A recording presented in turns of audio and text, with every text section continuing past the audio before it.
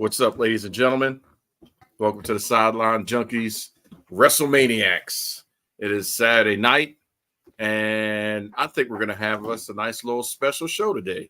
So I just wanted to throw into seeing our lovely faces before we let you know it's going to be some controversy. Here's the intro.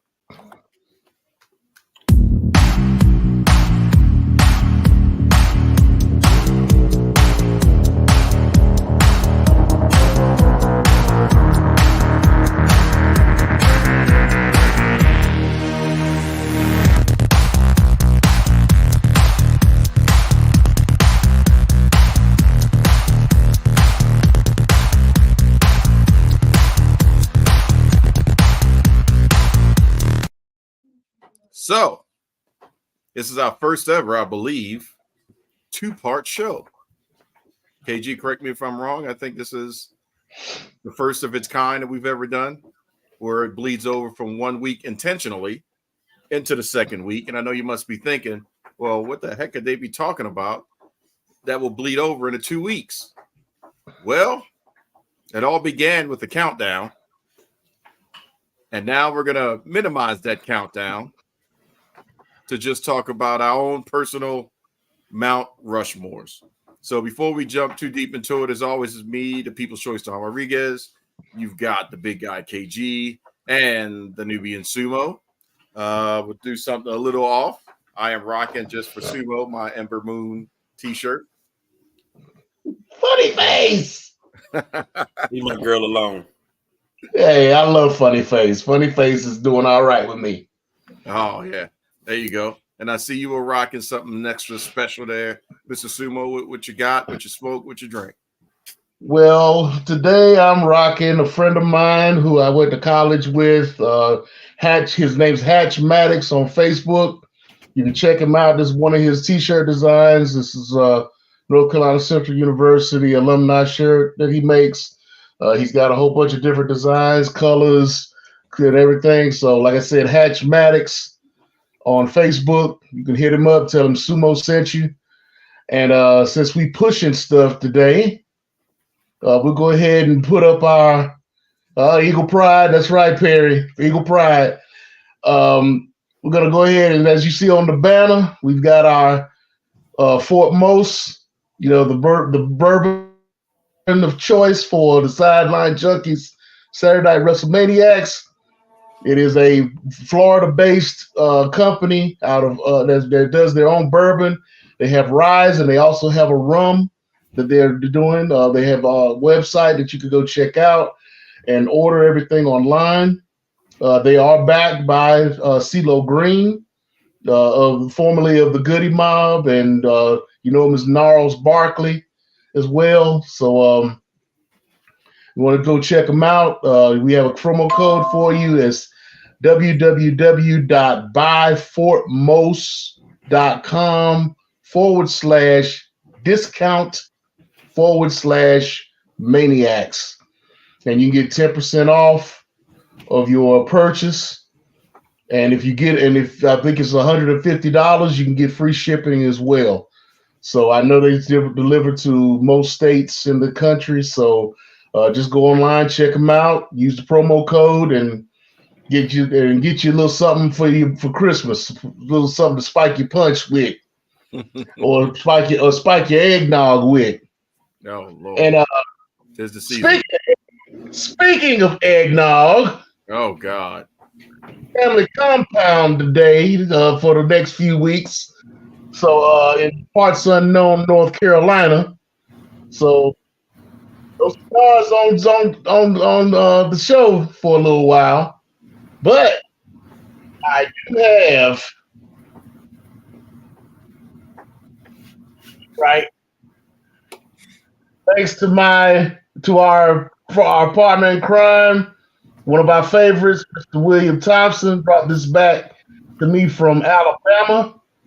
This is the Benchmark Eggnog. Now, Benchmark is a Buffalo Trace product. This is an 8-year barrel age. Benchmark is. It is a bottom shelf, so it is like a $25, $30 bottle. but it is 2 years older age than Buffalo Trace and is a very good everyday sipper. So we're going to be sipping on the benchmark eggnog tonight.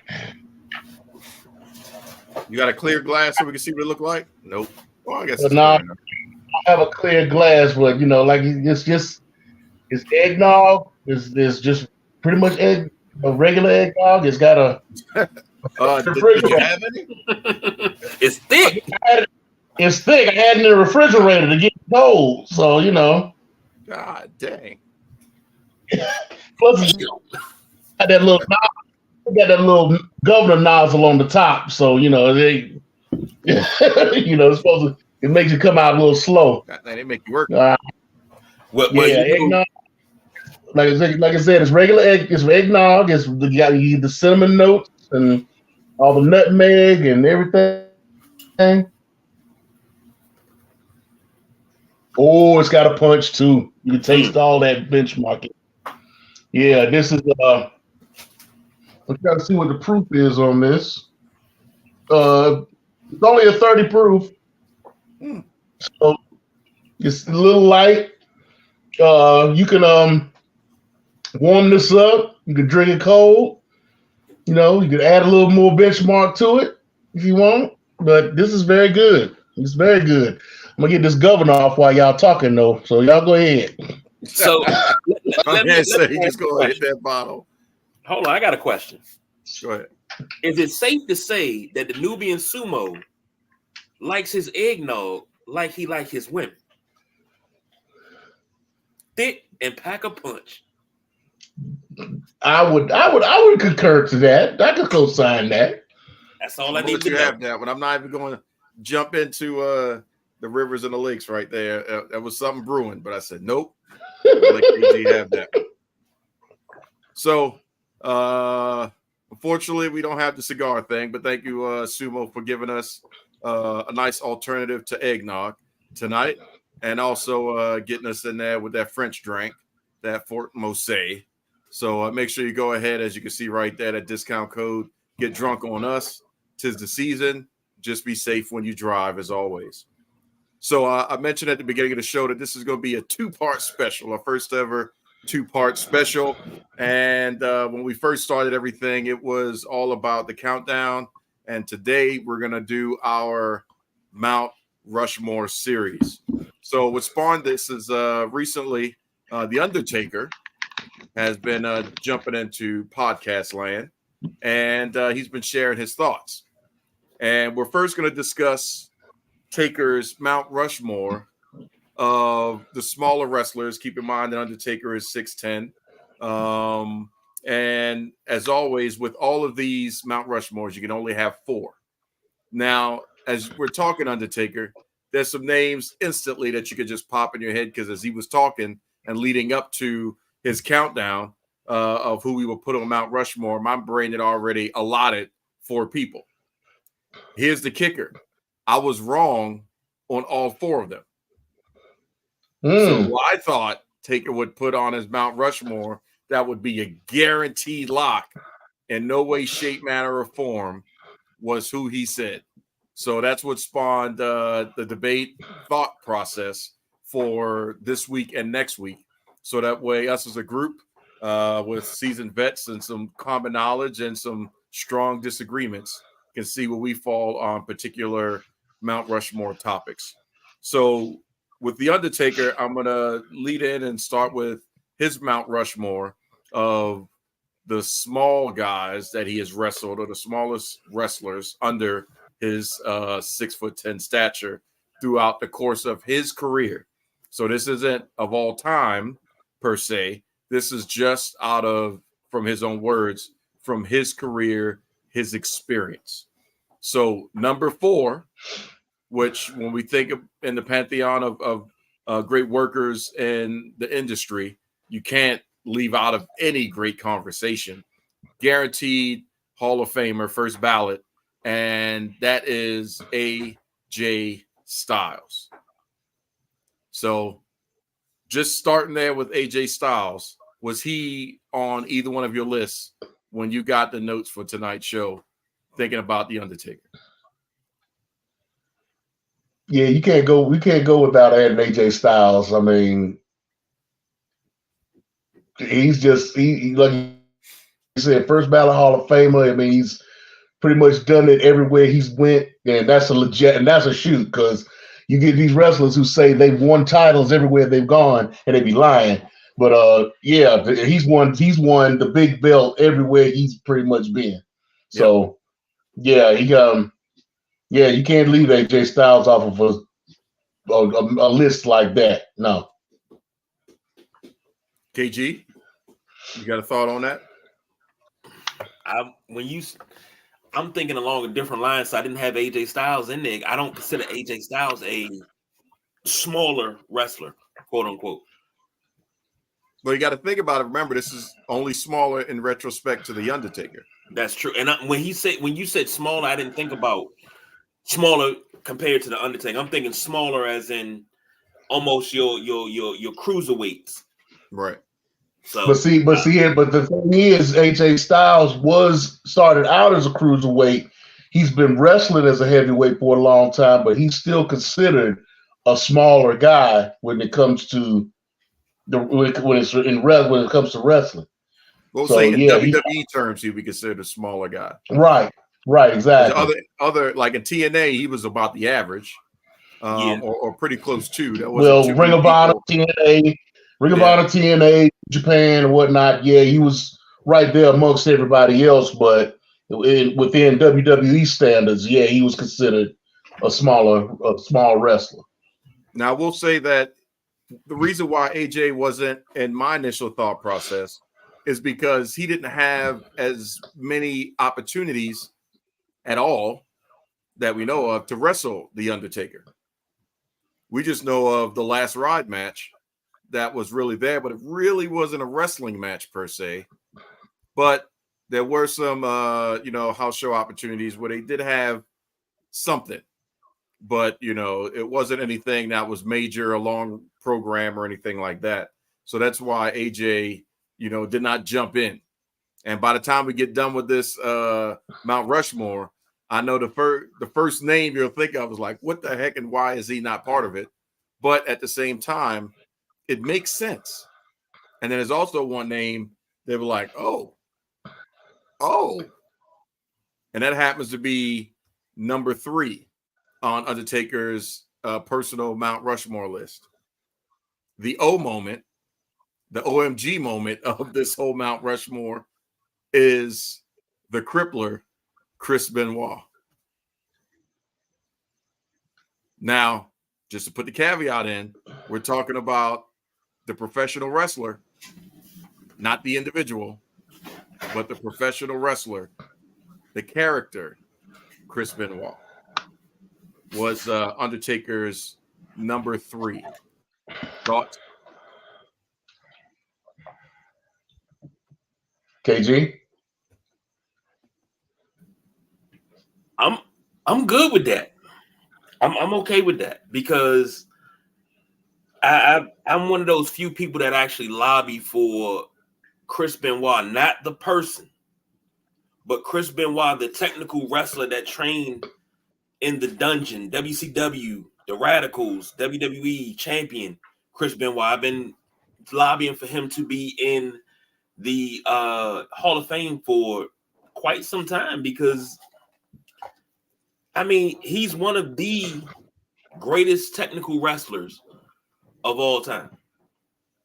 Now, what happened outside of the ring does not change what happened inside the ring.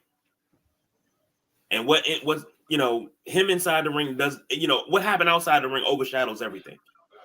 And I say this all the time because it's the truth. You don't know the true story. It's only 3 people that know the true story and none of them can tell it. So you just kind of sort of got to piece things together what happened. You weren't there. Please don't pass judgment. I believe so many conspiracy theories, but we're not going to go down that rabbit hole. I love it because it's bringing knowledge to a dude that everybody's trying to act like doesn't exist, but you cannot erase his accomplishments. And I'm good with that. I'm okay with that. All right, Sumo. Yeah, I'm okay with it too. I mean, and I know when you bring up the Radicals, it's going to be a couple of others that are going to be in this list. At least one of them. I got a feeling I know who they are. But yeah, you can't deny the man in ring. I mean, as a technical wrestler, he was one of the best to ever do it. At his in that category, and that's as a smaller wrestler. Yep. So yeah, you can't deny it. You can't deny his spot in that. So I agree with it also. All right. That's good to hear. I was just shocked that he actually spoke his name. It's almost like he's Voldemort. He shall not be spoken. But it also was not a WWE produced podcast event. So a little bit more freer speaking, freer opportunities to be able to say that first name, period. They can speak the last name, but it has to have David in front of it. But saying Chris and Benoit, that's a big deal. The second one was also not my first thought process when I was laying down the foundation of who I thought he was going to say. Can't refute it because, well, he did win an Olympic gold medal with a broken freaking neck. So the Olympic gold medalist, guaranteed Hall of Famer as well, Kurt Angle was his number 2 on his personal Mount Rushmore of smaller wrestlers that he has collar and elbow tied up at some point. So KG, I know you're a big fan of Kurt Angle. I can't stand Kurt Angle. No, I'm lying. Kurt Angle, for a guy that came from a Olympic background and wrestled with some of the greatest Greco-Roman wrestlers to ever grace a mat. For him to be in there, wow. I mean, surprising because once again, I don't consider Kurt Angle a smaller wrestler, but in contrast to The Undertaker, you can see that. But I love it. I love it. I think Kurt Angle should be on way more lists. If you got to put him on a All-American list. Him and Cena is 1 and 2. With him being 1 because of Olympic gold medalist, but All-American 1 and 2. So I'm with that. I can get up with that. All right, and then Sumo was kind of going down this avenue for number 1, rounding out Undertaker's Mount Rushmore, and this one arguably is one of the greatest wrestlers of all time in any Mount Rushmore category in several different areas. One of the best performers that we've ever seen, never to be duplicated, always imitated, and the purveyor of lying, cheating, and stealing. So the number 1 on Undertaker's list was El Jefe, Eddie Guerrero. Sumo, was that where we thought we were going?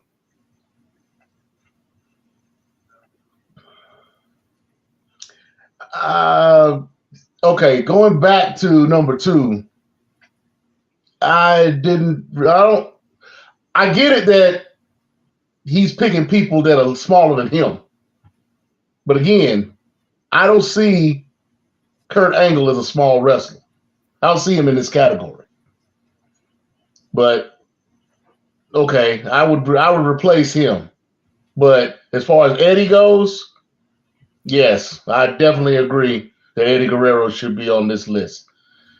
Top of the list, yes, I agree with that as well. Like I said, I would replace Kurt Angle on that list with someone else. But overall, okay, I get it. Are we surprised that who I thought number 1 would be was not on the list at all, and that being a Heartbreak Kid, Shawn Michaels? That would be my replacement at number 2. And not number 1? In this particular category,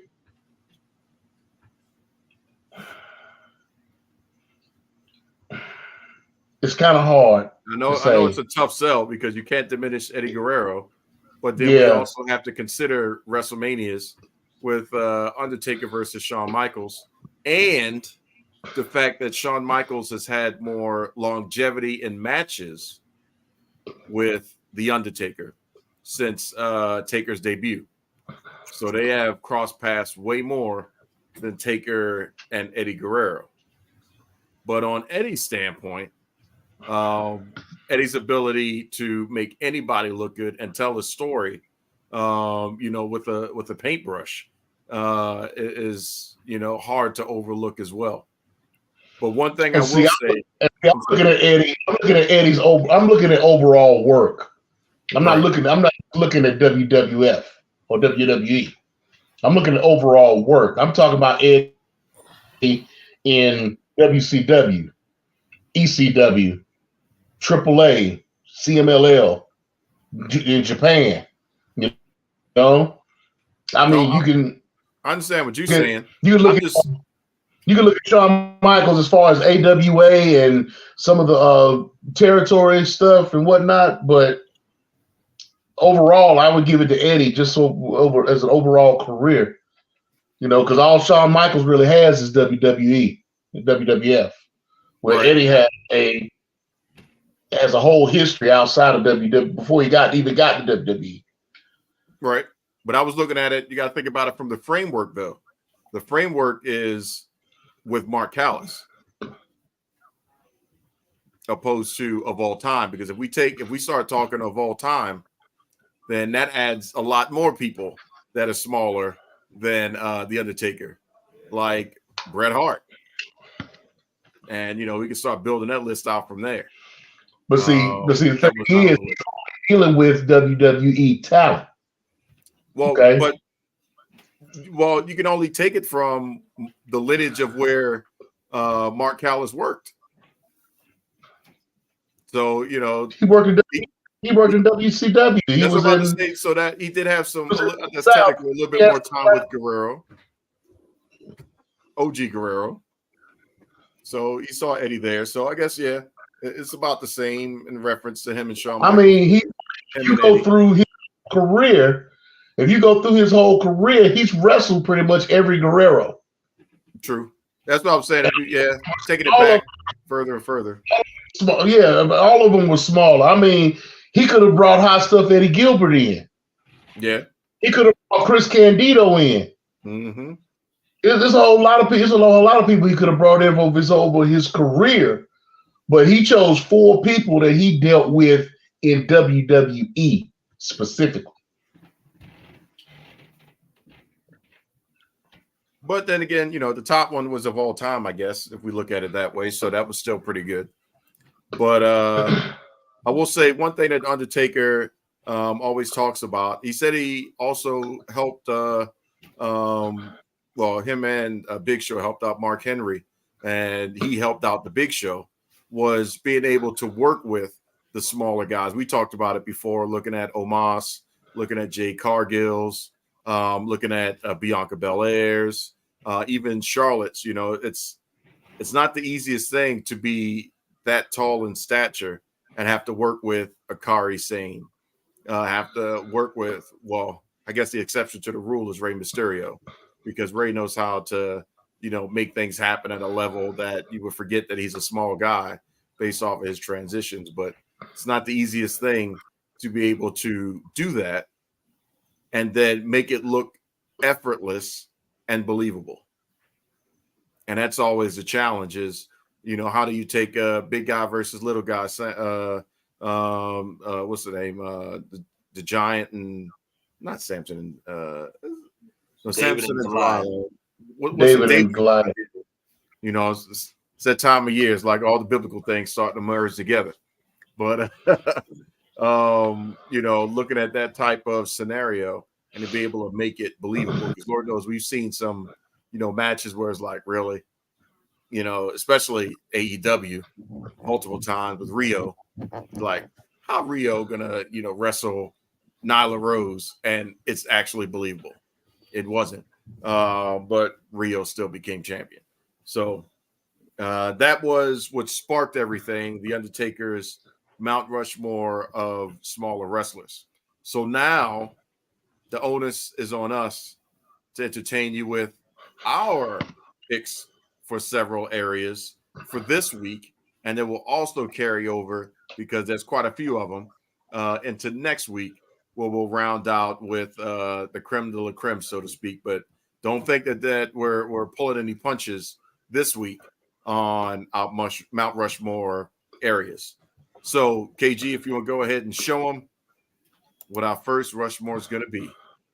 Might as well start it off right with the meat and potatoes, the leaders of the business, so to speak, who puts butts in the seats because they piss you off enough to make you want to show up and pay your hard-earned money to watch them get the hell beat out of them. So it's time to talk about our Mount Rushmore, personal Mount Rushmores of heels. So we'll let the Sumo go first, because I know he's going to take us probably down memory lane further than you may think he will. But it'll be entertaining, I'm quite sure. So my Mount Rushmore of heels. Got to start off with Flair.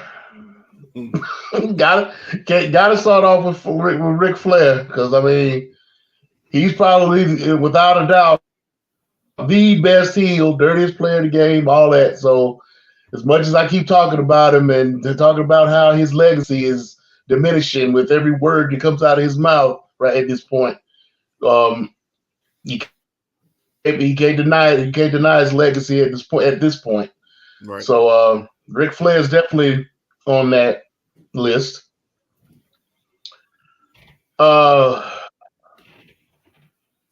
You gotta say MJF right now.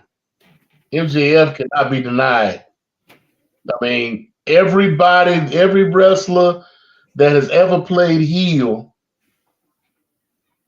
looks to him and is like, he's the one. You can't deny him. He's the best heel out there right now, even though he's more on the baby face. But I mean, even Flair said it.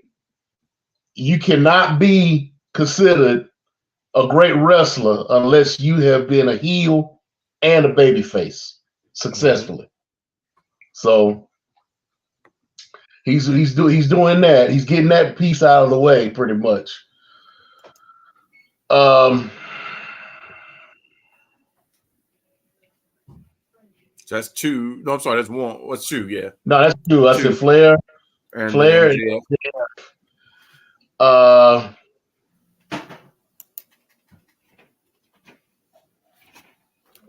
There's so many, because I wanted to do this off the top of my head, so I wouldn't kind of be biased as far as who I was dealing with, because I want to be across the board with it. Okay. I want to try to be as widespread as I could, as far as who I can work with.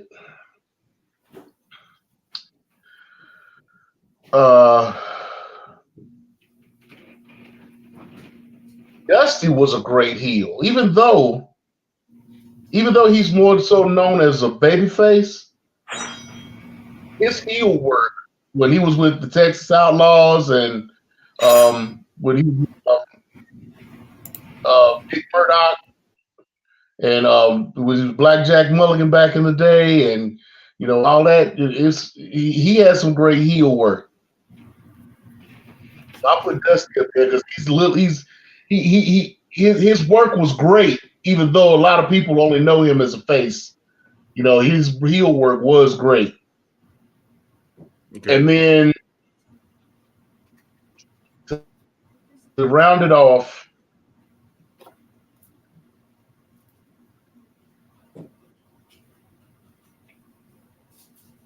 I'll say Stone Cold. Stone Cold as a heel, even though he even though he played the tweener a lot, when he was actually heel Stone Cold, he could not be touched. I mean, him with Triple H in the 2-man power trip, and him just trying to deal with him as far as when McMahon was the face and he was the heel. You can't really deny him. And then his work, and then his early work, as far as him being with the Dangerous Alliance and being a heel, and him and Brian Pillman with the Hollywood Blondes when they were a heel tag team, and yeah, those are my four: Flair, MJF, Dusty, and Stone Cold. Okay. It's a good list. Mine is going to be different. I know off camera, the comment was made. I'm quite sure we'll probably have similar lists, but I can tell you mine is totally different. And, these are individual Mount Rushmore picks for the top heel, in our opinion. So I'm going to go next, and then we'll give the KG the third spot here. So number 4 for me is all because of the bait and switch that I did not discover until I was older and became a smart mark. And that is Yokozuna. Yoko made me hate a nation. Didn't know he was Samoan, but I hated Japan with a passion. Was already mad about Pearl Harbor. And then next thing you know, Yoko comes out with Mr. Fuji hitting everybody with the bonsai. Like, that fool just sitting on everybody. I never marked out so much when Yoko was doing a challenge on the Intrepid and Lex showed up and allegedly power slammed him. Like, oh my God, that was the highlight of that Saturday morning right there. I was glued to the seat just to see what happened on the USS Intrepid in New York. So Yokozuna, man, hated him with a passion. And now I appreciate the work that he did as a true big man in every sense, and matter of the form. To have that level of athleticism is, something hard to capture all across. But his work ethic and everything else was amazing. But man, I hated me some Yokozuna. Number 3, I've talked about him several times as being one of the top heels. Again, I look at him that way because he is in his lane and he stays in that lane, and he epitomizes the level of character development and consistency and kayfabe onus, and that is Baron Corbin. So it's hard, you hate him, and dare I say, you love to hate him. But, Baron Corbin is the constant heel no matter where he's gone. You think Dominic has heat, but before there was a Dominic, that was Baron Corbin on Raw, SmackDown, and NXT twice. So can't refute that, in my opinion. I enjoy watching him be a heel. If he was ever the face turn, then I wouldn't even watch it anymore. All right, number 2 is probably going to make the Sumo chuckle. But I will say that he was an on-air character playing himself. So it's a stretch, but at the same time, he is one of the most heated individuals in all of or hated individuals for as much heat as he's had and will forever have in all of professional wrestling, and everything. And it pains me to have to put him in the same context with a Mount Rushmore, but man, he's a dick. And that is Vince Russo. So Russo and all of his WCW shenanigans for pretty much sending a ship down to Vince Land, allegedly, intentionally, depending on your conspiracy theoriness, or just from him being not as good as the hype he tried to put himself in. But Vince Russo is my number 2. And my number 1, I'd say, is one of the best psychological minds that we've ever had. Somebody that through promos could just tear you down and scare the crap out of you, and then go out there and just do exactly what he said he was going to do. And he didn't have to yell. He didn't overexert himself. You had to sometimes get close to hear what he was saying. But when you heard what he was saying, you're like, oh, hell, I would never want to see this guy in the alley, a dim lit alley, a dark alley. It could be 12 in the afternoon with all the lights on, whatever. This is the one person you would not want to meet in an alley, period. And my number 1 on my Mount Rushmore is Jake the Snake Roberts. So that's my 4: Yokozuna, Baron Corbin, Vince Russo, and Jake. For a second there, I thought we was gonna have same person on our Mount Rushmore. But for me, I gotta give you gentlemen credit, because you thought of names that I thought of, and I was like, yes, but that's so obvious. So I wanted to go against the grain a little bit. My number 4 would be the classy one, classy Freddie Blassie. Now, mind you, I didn't watch him during his heyday and things like that. I knew him as a manager, but then during the Invasion storyline, I knew him as an inspiration. But I always knew he had that heel run in him. So for me, number 4, classy one, Freddie Blassie. Number 3, probably one of the coolest dudes outside of the squared circle, one of the most laid back, absolutely just like even kill dudes, but in that ring, probably the most disrespectful promo in wrestling history, to have your opponent's wife airbrushed on your tights. None other than Rick Rude. I mean, him and Jake the Snake, it started out as something that they didn't, he didn't know that was really Jake's wife. They ran with it. It's a couple of stories out there about, her servicing Jake before he went out there and kissed her, and she had a mouthful. I don't know. Don't want to know. But that's some gangster shit. Number 2, you talked about Baron Corbin and the guy you love to hate, Triple H. During the whole DX thing, I hated the dude so much I loved him. Then it got to the point I started using him in almost every game. Don't ask me why. I'm still a huge Triple H fan. My number 1 heel, probably one of the best managers of all time, as well as one half of the greatest announce team to ever grace a desk in wrestling, Bobby the Brain Heenan. It was that's the first name that came to mind when it said Mount Rushmore of heels. I said, I don't care, but he's going on this right here.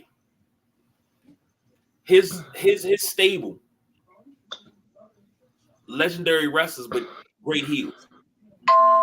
They would have had more success. So that's number 4, the classy Freddie Blassie. Number 3, Rick Rude. Number 2, Triple H. And number 1, Bobby the Brain Heenan. You got to say, that's 8 people right there that, you can't argue with. It's all about personal opinion. But at the same time, I was thinking Rick Rude for a moment, but I was too, actually. I was too. But I'll open it up for just one honorable mention. Who would your honorable mention be? For me, I would say underrated heel. Talking about my childhood, just because I just had to know, like, what did it smell like? What the hell was it? And that was the model Rick Martel and arrogance. Like, God, he just wanted to punch him, in the mouth. And then, Vince on there, can you smell that? Oh my God, can you smell that? It's like, man, like begging to get in front row during the house shows to be able to be down there so you can just get a whiff of arrogance. So, KG, who would your honorable mention be?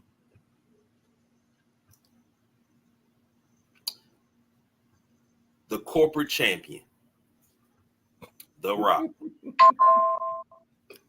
Enough said. That run right there that he had, enough said. Can't say nothing brutal. else. It was brutal. Mick would know. Sumo? You have Dynamite, you have C4, and you have nitroglycerin. All very explosive, very powerful, very destructive. But none of them go off without a blasting cap. A quote by Tully Blanchard. Yep. Can't argue with that either. And we could go on and on with some heels. But, I don't want to go down that road because there's some Russians on that list that also pissed me off for a long time. But, we won't do that. KG, that was a good heater right there. So now, you mind some of us that have been rocking with us for a long time may think this is the main event.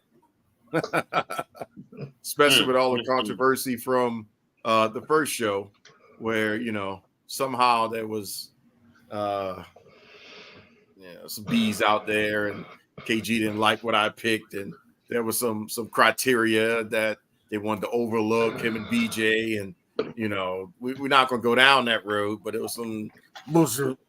I knew what I was saying, but our personal Mount Rushmore of tag teams. KG, you go first. We know what your number one is. The question is, what's 2 through 4? Okay, we'll start with number 4. Not a popular opinion, but I felt that at one point in time, for a small time, they were probably one of the best going. And this is an honorable mention, and I'll put it out there as Beer Money. Okay. Beer Money was one of the best in TNA at one time. But number 4, whether you want to call them Team 3D or Dudleys, I call them the Dudley Boys. They're number 4. Gotta give it to the Dudleys. These dudes held the TNA Championship, Tag Team Championship, the New Japan Tag Team Championship, both at the same time, and defended it around the world consistently. I had so much respect for those guys, still do. Busted Open Radio is actually one of the staples in the car on XM Radio. So, number 3, Harlem Heat. You can't go wrong with Harlem Heat. Booker T and Stevie Ray, you can't go wrong. Like, of course, we know that famous promo, but in ring, them dudes as rough as they can. Number 2, probably growing up, my second favorite tag team, the Hart Foundation. Okay. I remember when they used to wear blue and black. Before they wore pink and black, I remember they wore blue and black. Yep. That's how old I am. I'm old enough to remember that. Of course, number 1, the greatest tag team of all time. Kill Bees. No. What? Well, what? I didn't say no. See, there you go. That's what you was gonna do. The greatest tag team of all time, which should have been number 1. Almost 6. It's been 5.5, 6 years. Should have been number 1 on that first show with that countdown, but it wasn't. It's okay. We're not gonna get into that. If you ask anybody, ask any real wrestling fan, who's the number 1 greatest tag team of all time? If they say anything other than the Road Warriors, not the Legion of Doom, they say anything other than the Road Warriors, they are outside their mind. My number 1 tag team on my Mount Rushmore is the greatest tag team of all time. The Road Warriors. All right. Sumo?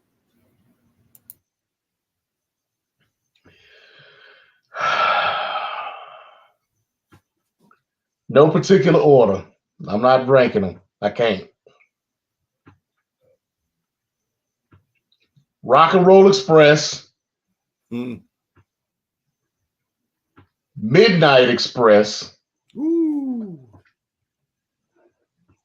the Road Warriors, of course, and Arn Anderson and Tully Blanchard. That's all some potatoes right there. Respect on that. So here comes mine. It's a little contemporary. Don't you do it. It's a little contemporary. Maybe a little controversial. Killer Bees, Killer Bees, Killer Bees, Killer Bees. No. There's only 4 great tag teams. Dylon, Dylon, Dylon, Dylon. Honorable mention, Dylon. But in all seriousness, number 4, just because, the body of work and how seamless they are in transition, it's just uncanny. Just watching them wrestle. For me right now is the Lucha Bros.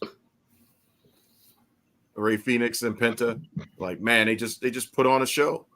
In my opinion, they're better than the Young Bucks in reference to, capability in that ring. Number 3, even though they're, on I miss you hiatus right now, the Usos.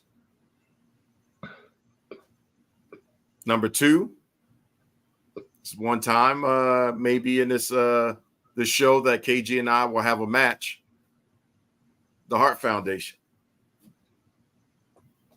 And my number 1 has defeated Jumpin' Jim Brunzell and B. Brian Blair multiple times. I'll give it to you both ways. The Road Warriors / Legion of Doom. KG is good. He can go home now. Take the rest of the show off. He's shedding a tear. Did you really just say that? Well, you finally drank the Kool-Aid. I can't remember. Let's go ahead and move on to the next thing. Thankfully, you can never hear that back. It's on tape now. We got it, baby. We got him. We fucking got him. Oh, man. You're welcome. Cue the Rock. He can go ahead and sing about it. But now we'll move on to a Mount Rushmore. And this, I think, should be really fun. Of OMG moments. Oh, my goodness moments. Sumo, I know you've seen a lot. So, like I said, your net is vastly casting. So what are your top 4 OMG moments? Your net is vastly casting. Wow. Yeah, I mean, you old. Wow. You've been fishing for a long time. But, wow. I mean, I was about to make a compliment until you said that throat chop. But anyway. What? Yeah. Not my fault that, you were the person Jesus taught how to fish. That ain't my fault. How you know I didn't teach him how to fish? You taught him how to fish? Damn. I taught him how to fish and how to fry it. God dang, that's a real genius right there. If you're gonna give it to me, you're gonna give me credit. Give me credit. Give me all the credit. That means you was the person that did Eve right then. Punch Adam in the mouth and just did Eve right. Started this whole thing off. Like, if you're gonna go down the rabbit hole, you might as well get that North Carolina snake, huh? Yeah, you're welcome, my son. Faja.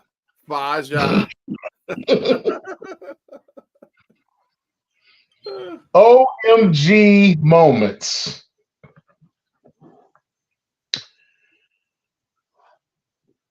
WrestleMania 19, Brock Lesnar versus Kurt Angle and the Shooting Star Press. Yep. I was in a restaurant with a friend of mine watching that in the midst of a whole restaurant full of people. kids included. And I stood up and I said, "Oh my God, he's fucking dead."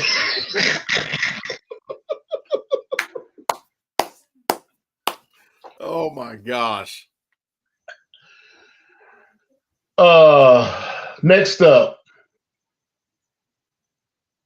when the Horseman jumped Dusty Rhodes in the parking lot and broke his arm inside the car door. I cried. Kayfabe was real. I cried. We in going to back in those days, coming in and out of Charlotte, we would pass that parking lot all the time coming into town, going to where we were going. Me and my parents going to wherever we were going. We would pass that parking lot all the time. So, yeah. ECW. Sabu getting his neck broke by Chris Benoit. Yep.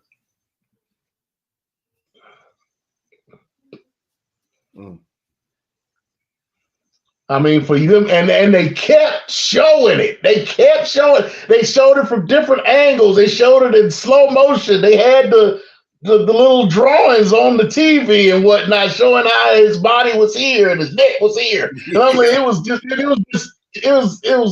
crazy the way they played that up. But yeah, that was another one. Mm-hmm. And my last one.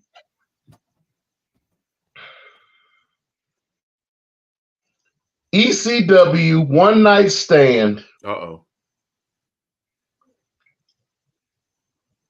Sandman's entrance. 5 minutes of Into the Sandman, him coming from the top of the Hammerstein Ballroom all the way to the ring.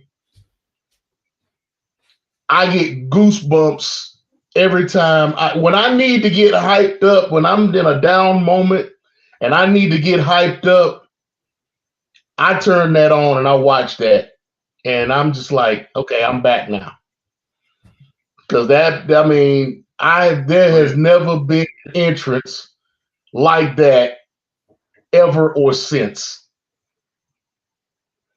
Yep. No matter how many times Moxley tries. All right. Much respect out. All top tier OMG moments. I'll go next and save KG for last. My fourth one, to me, is a no-brainer because I think we all marked out and our jaws dropped when that happened. The purchase of WCW. When Shane in that damn sweater, turtleneck sweater, walked out in Florida. And we found out that there was a name on the purchase of WCW, and that name said McMahon. The rest was history. That's just a moment, to be there and watch it live and just be like, what the hell? Knowing that, you bounce back and forth between recording Raw and Nitro. Man, that was epic.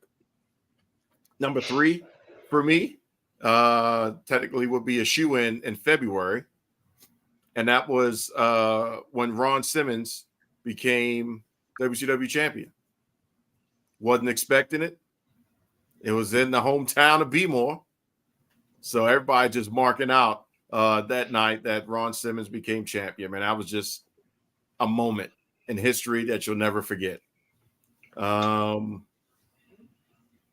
2, another Bmore special. We mentioned him as James mentioned him as one of his top heels.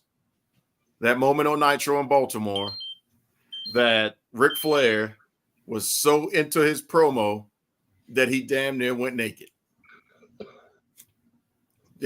Man, he was pissed off with Bischoff. But once you saw the shoes fly, then the pants came off, the shirt came off, the Rolex. I thought the drawers was about to come off for a second. But Flair, man, he was Nate, and we were going nuts that night in disbelief and also just being entertained with the fact that this dude is getting naked on the daggone show. We basically was having an airplane moment. And for me, I'd say the number one on my OMG moment is going to be the call that actually solidified Jim Ross stating that somebody has been killed and that they are broken in half.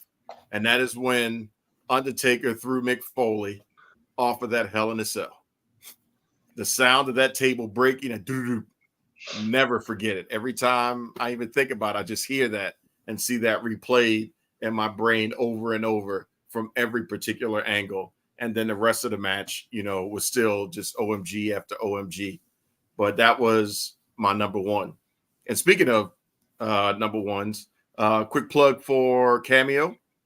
For those that would like to have a Mick Foley cameo, he is currently in a one-on-one battle to beat Ron DeSantis on the number one ranked, I believe, cameo or cameo person. So he's currently number 3, and Mick used to be number 1. So if you're interested in giving a holiday gift, go ahead and look up Cameo, find Mick Foley, and go ahead and get one of those set up so that way he can send a loved one a nice little cameo and get Mick to number 1. So there's a plug there for your one for the Gipper. KG, give us your Mount Rushmore of OMG moments. OMG moments. Honorable mention to the cage match between Stone Cold and Vince, where they played the cat and mouse game, and he knocked Vince off the cage with a good head slam, and Vince fell through the table, but the table didn't break right away, and he kind of hit the table, and then it broke, but he broke his tailbone in the process, and then proceeded to get his ass whooped for another 20 minutes. And if I'm not mistaken, that was the same match that they got into the ring, and Paul White showed up. He wasn't the Big Show or the Giant. He was Paul White at the time, came through the ring and threw Austin at the cage. The cage broke free. He's going to WrestleMania. And I believe that was to go to WrestleMania 15. That's an honorable mention. Number 4. Stone Cold and the beer truck turned it on the corporation in the ring. Yeah. Hearing that story, I used to have the VHS tape of Stone Cold. I forget which one it was. It was one of the VHS tapes. And he was talking about, they said, I pulled the rib on myself and I tried to get me a little drink out of that nozzle. He said, if I still had my tonsils, I'd have washed them down my damn throat. But that right there was an OMG moment because you never seen anything like that on TV. It was fresh, creative. Even when they redid it with the milk truck with Angle, it was fresh, it was creative, and it fit the storyline. OMG moment. Number 3, probably not on anybody's list, but the Hardys returned to WWE. Yep. The crowd popped so loud because nobody knew what was coming. The New Day's introducing who was coming. Then all of a sudden you hit the doom, doom, doom, doom, doom, and that was it. The crowd just went crazy. If it was a roof on the place, it would have blew off. But then on top of that, the match itself lived up to all the hype. And I think, if I'm not mistaken, didn't we vote that match of the year that year? Yep. I think everybody voted that match of the year. So that's my number 3. Number 2, taking it back to my childhood, WrestleMania 3, when Hogan slammed Andre. Granted, I'm older now. I understand. Don't you put the caveats in. Nope, don't even mention it. Just take it as it is. Don't ruin it. Don't ruin it. Okay. Because you'll diminish it the moment you say anything else above that, or sumo. Let that moment live where it is for this particular thing. Gotcha. You see me drinking. I ain't said a word. I know. I can see your thoughts. But that's my number 2. WrestleMania 3. Hogan slamming Andre. Number 1, I gotta agree with the people's choice. This is my number 1 because we're talking over 25 years ago. We're still talking about this moment. A moment that really wasn't supposed to happen. the Hell in a Cell match between The Undertaker and Mankind. Mm-hmm. Not only did he get thrown off the cage,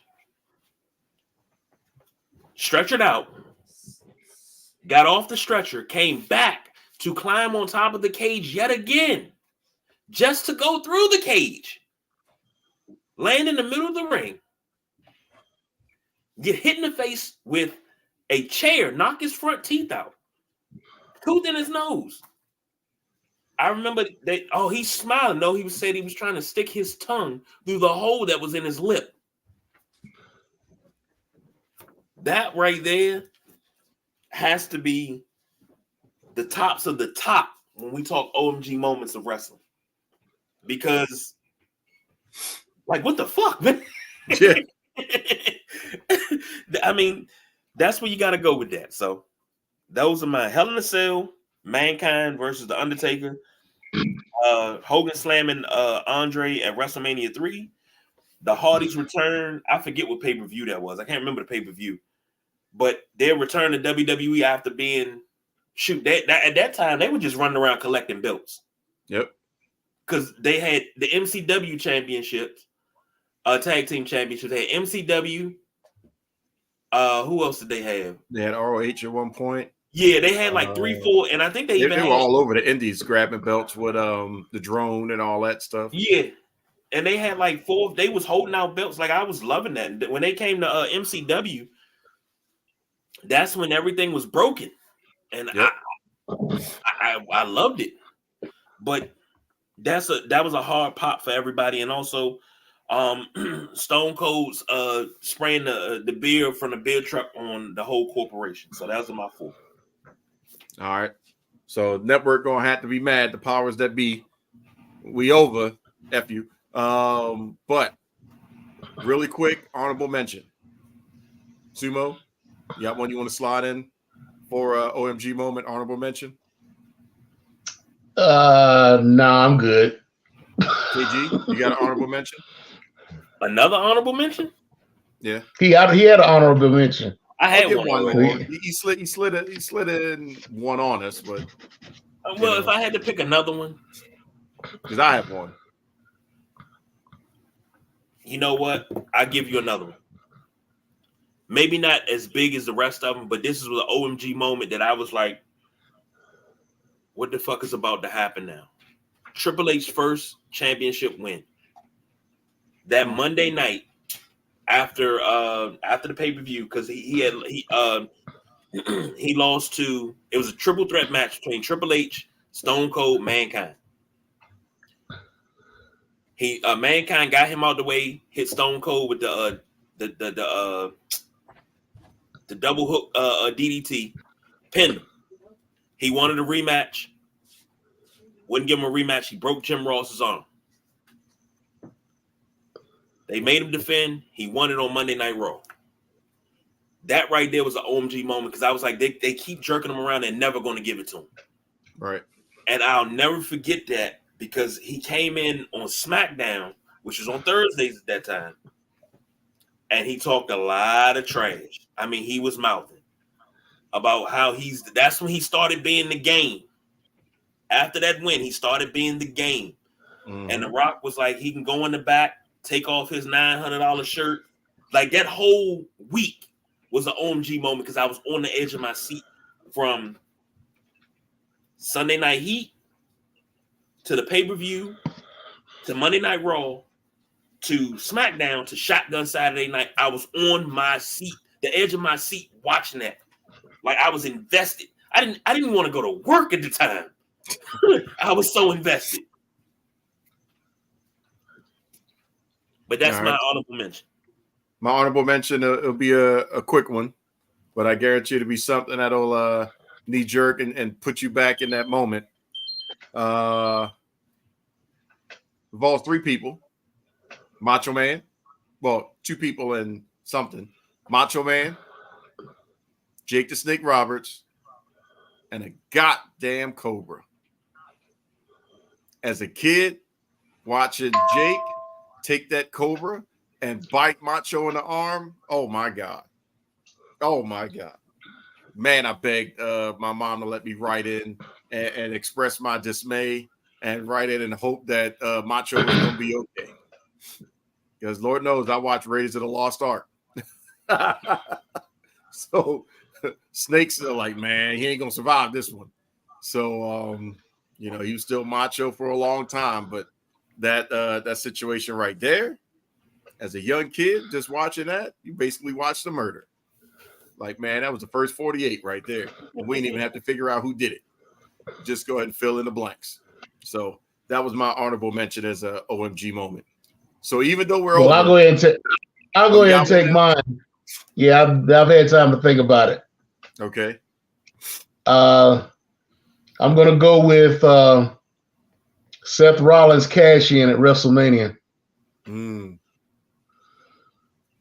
That was a good one too. Unexpected but well planned.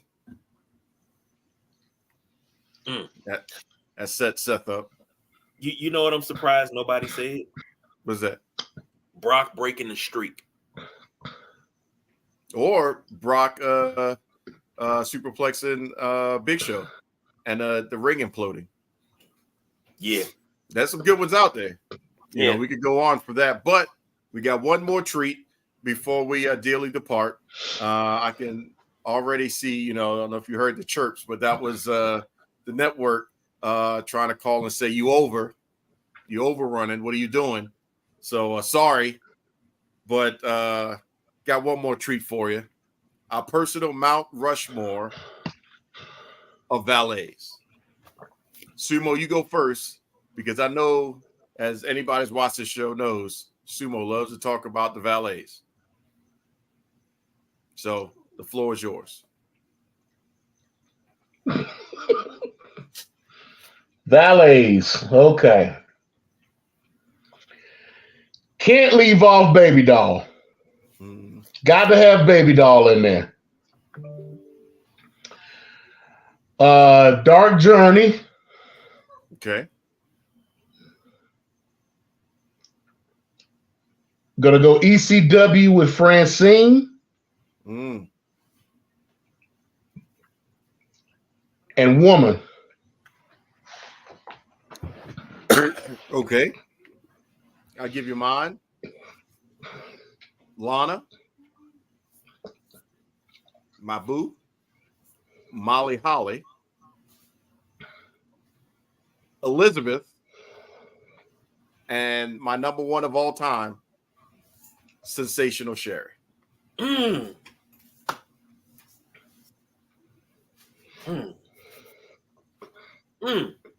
KG? I gotta change my number 4 because I had my number 4. It's Sunny, but I gotta put Sensational Sherry, Sister Sherry, whatever you want to call her. Sherry Martel. God damn it! Gotta put her at number 4. Woman at number 3. Deborah McMichael at number 2. Ooh.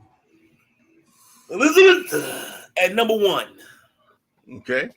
That's what I gotta do. I gotta do that because Miss Elizabeth, we spent our childhood adoring that woman. Let's not even fake on it. We spent our childhood adoring Miss Elizabeth. Shoot. For me, you didn't spell Elizabeth with a TH. It ended with a T. Elizabeth?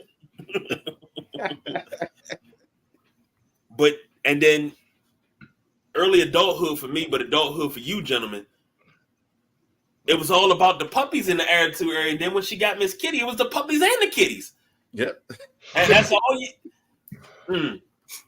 Quick story, real quick. Big Jim, his wife, Valerie, her two oldest sons, I used to babysit them. She called me one time. She said, why are they running around talking about they want to see the puppies and the kitties? Huh? Having to watch wrestling, they seen Deborah and Miss Kitty. They said, oh, puppies and the kitties, the puppies and the kitties. Yeah, I started something with them.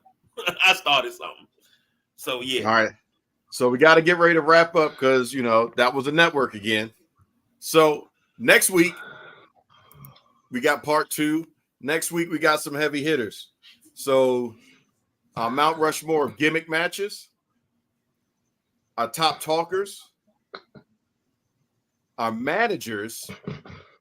Be interested to see where we go from there. And then the creme de la creme, our top baby faces. So we'll see if some of the heels actually make the baby face list, or if it's going to be 3 different sets of Mount Rushmore participants. So next week, we're going to give you a part 2, and we'll see if, how badly we got yelled at for being over our normal allotted time. But, we're trying to play nice. But the boss BJ and them, they trying to put the shackles on us. We may have to figure out how to, give them the nudge and kick them out the door at a later time. Any last words, fellas? Good show. The Legion of Doom / Road Warriors beat out the Killer Bees, so that's a win, I would think, for 2023. Get well, Charlotte. Hopefully it's not as bad as it looks. Just putting that out there in the ether. Sumo, any last thoughts?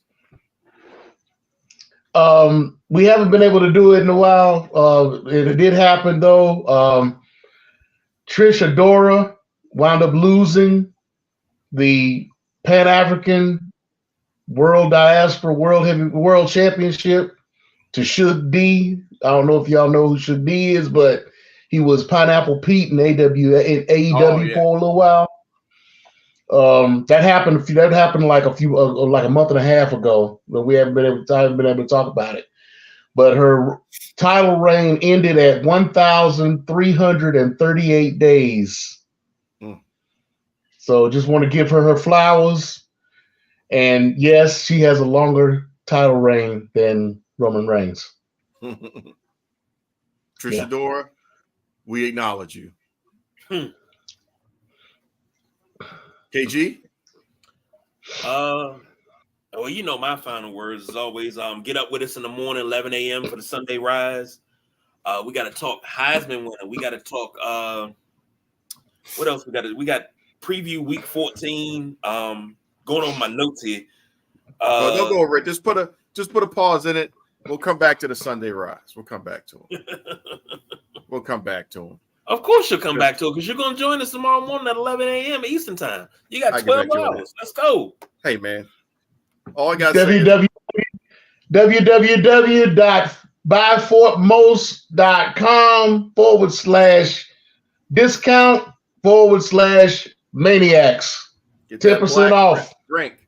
That black. Get you something for Get you something for yourself for Christmas. All right. You know me. It's always going to be diversifying your bonds. Konnichiwa, bitches. Let the countdown to the Sunday Rise begin.